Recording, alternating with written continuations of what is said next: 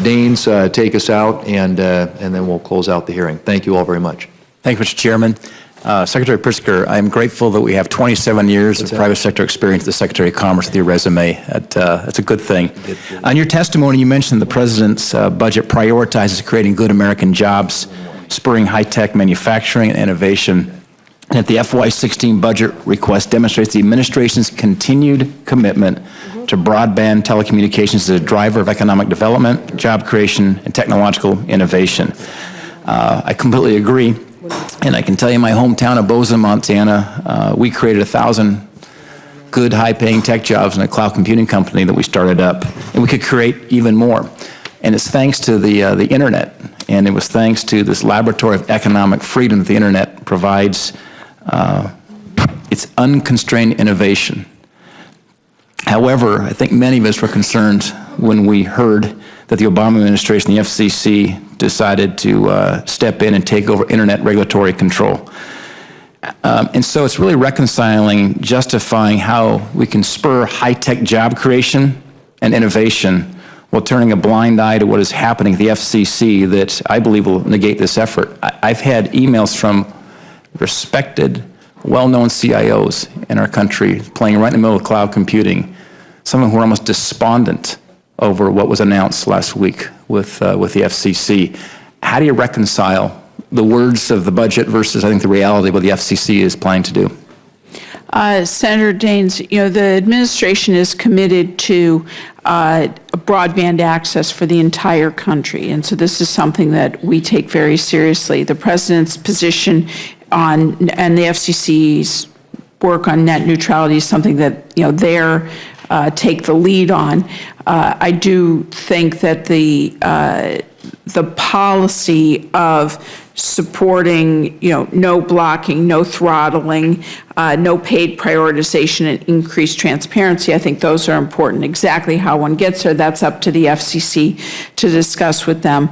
What we at the National Telecommunications and Information Agency, what we're focused on, though, also is your question about how do we get broadband to as many communities as possible. And we did have BTOP grants where we, out of earlier legislation, where we laid 113,000 miles of broadband networks and accessed 25,000 schools and libraries, et cetera. Today, we don't have that kind of grant money, but what we are doing is using some of the talent that we developed in doing that to work with communities on local broadband. Yeah, but my concern, and that certainly broadband access is important, especially for rural states like Montana. I'm just concerned that the FCC stepping in to regulate something that it doesn't understand fully. Number two, can't keep up with the rapid changing nature of the internet and so forth. And perhaps good intentions, but I'm very, very concerned about the consequences. I understand.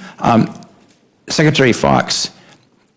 There's 5 major operating agencies in the Department of Transportation, including the Pipeline and Hazardous Materials Safety Administration, are currently led by acting administrators.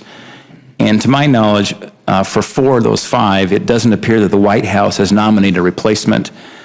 In Montana, energy infrastructure is an important issue. In fact, the border crossing location for the Keystone XL pipeline is in Montana. How are we supposed to be proactive in working with these agencies when they are without appropriate leadership?